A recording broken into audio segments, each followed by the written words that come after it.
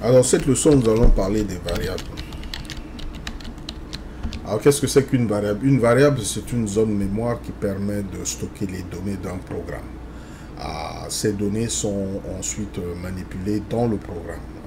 On verra des exemples concrets. Alors, dans la plupart des langages de programmation, une variable a un type et une taille. Ça dépend du type de données qu'il faut stocker dans la variable. Alors, dans les langages tels que le C, on parlera d'une variable entière, donc de type int, variable réelle, de type float, etc. Contrairement à Bash, essentiellement a tendance à ne pas différencier les types de variables. Donc Bash manipule les variables comme étant des chaînes de caractères, tout simplement. On verra que dans certaines circonstances, on peut faire de l'arithmétique sur des variables avec Bash et on peut aussi faire des comparaisons mathématiques sur des variables avec Bash. Ok? Alors, pour bien comprendre comment Bash fonctionne, je vais créer un script ici qui s'appelle test variable pour vous montrer comment utiliser les variables. Alors, je vais l'éditer ici.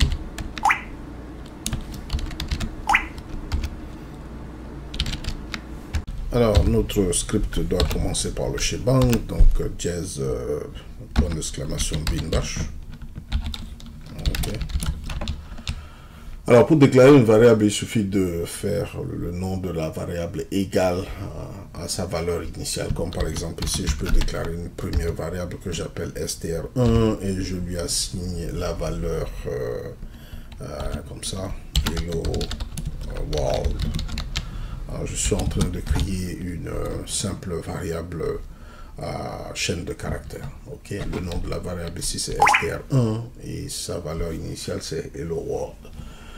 Je peux déclarer une variable petit a à qui je donne la valeur 10, ça c'est un entier. Je peux déclarer une variable b à qui je donne une valeur flottante, par exemple 12.4. Okay? Donc ça c'est un flottant, etc. Ok, donc le nom de la variable égale à sa valeur initiale. Donc le signe égal ici représente l'affectation. On affecte la valeur à la variable. Le nom de la variable est à gauche. Alors, pour afficher les variables à l'écran, c'est tout simple. Par exemple, si je veux afficher la valeur d'une variable avec bash, je fais echo suivi du symbole $, suivi du nom de la variable. Donc, echo $str1 permet d'afficher la valeur de la variable str1. Je peux faire quelque chose comme ça. Je mets entre double quote pour dire str1 égale et je mets le symbole $, suivi de str1. Ce qui va se passer, c'est que echo va afficher str1 égale et puis il va remplacer le symbole $str1 par la valeur de str1. Ok? Alors, on peut aussi afficher les variables en utilisant les accolades. Il suffit de faire précéder le nom de la variable par le symbole $, suivi de accolade, suivi du nom de la variable. C'est la même chose, ça fait la même chose. Donc ça permet aussi d'afficher la valeur de la variable. Ok?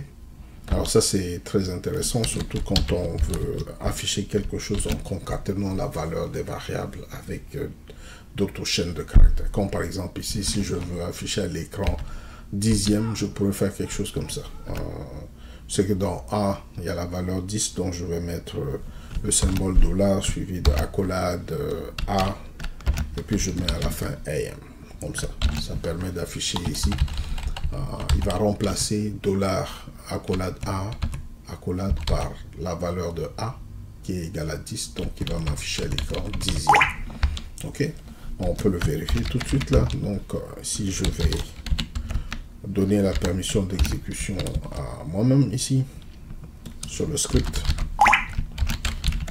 Ok, et si j'exécute le script, on peut le voir. Donc il m'affiche ici dixième.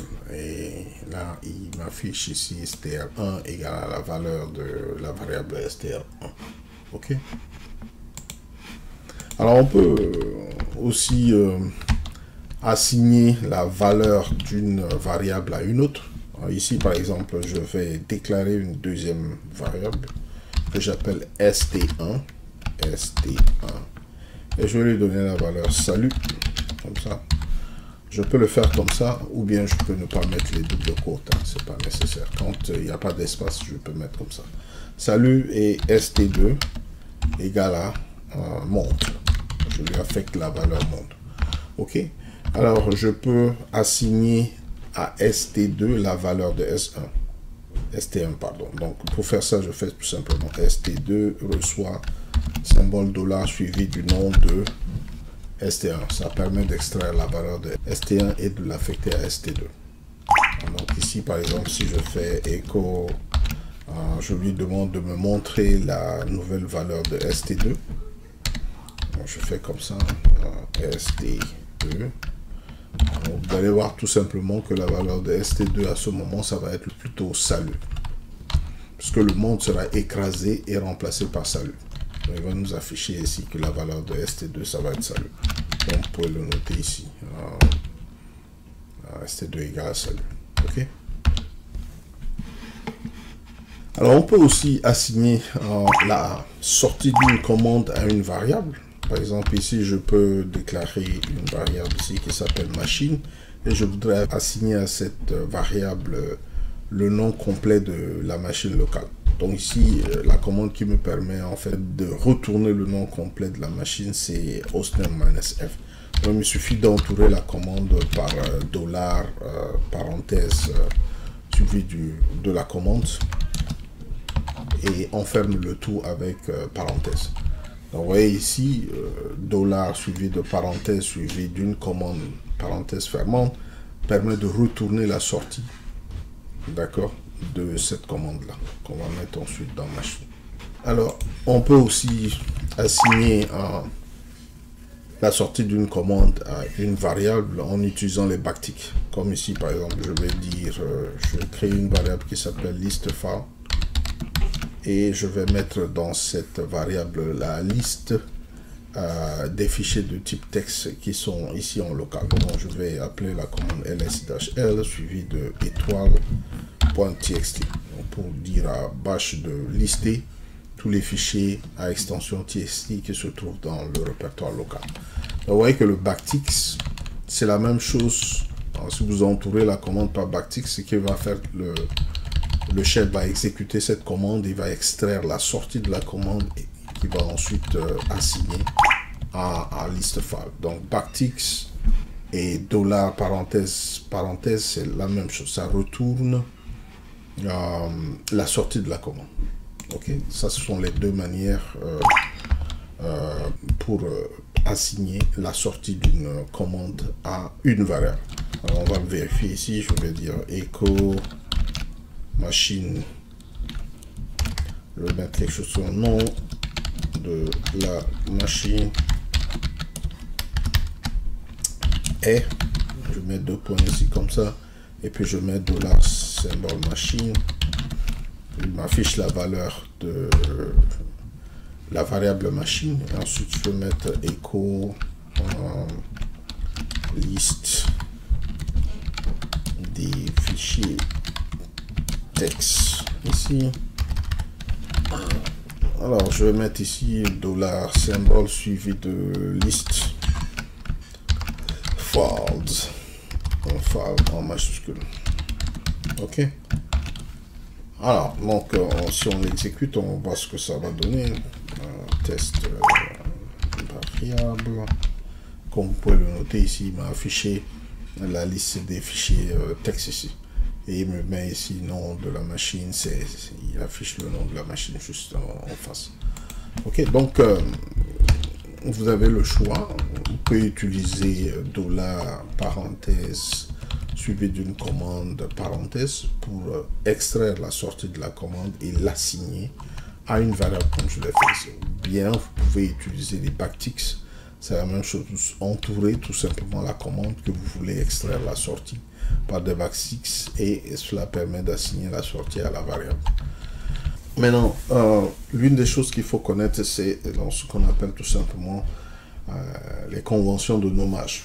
Alors, en général, les variables d'environnement en bash seront écrites en majuscules. Par exemple, ici, les variables telles que user, Ça, ce sont des variables d'environnement.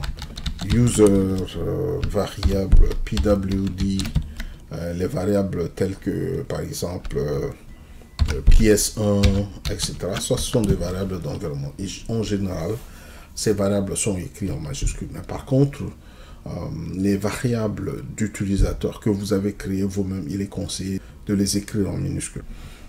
Donc, par contre, cela n'empêche que vous pouvez créer des variables avec des noms écrits complètement en majuscules. Ça pose aucun problème. OK? Alors, ce qu'il faut faire, c'est qu'il faut éviter d'utiliser des noms de variables prédéfinis tels que les variables d'environnement, etc. pour éviter des confusions ou bien d'écraser des données accidentellement. OK. Alors, en termes de convention de nommage, les noms de variables peuvent contenir des nombres, peuvent contenir n'importe quelle lettre, minuscule, majuscule. Par contre, les noms de variables ne peuvent pas contenir des caractères spéciaux. Par exemple, n'essayez pas de faire quelque chose comme ça. Val égal. Bash ne va pas comprendre. Parce qu'il va essayer d'interpréter le dièse. Donc, n'utilisez pas les caractères spéciaux tels que le dièse, les points d'exclamation dans les noms de variables. Non. OK. Alors, par contre, un nom de variable peut contenir un caractère tel que le underscore des nombres, comme je l'ai dit. Donc, par exemple, ici, je vais déclarer une variable qui commence par underscore. Je peux dire count, quelque chose comme ça. Count égale à 10. OK.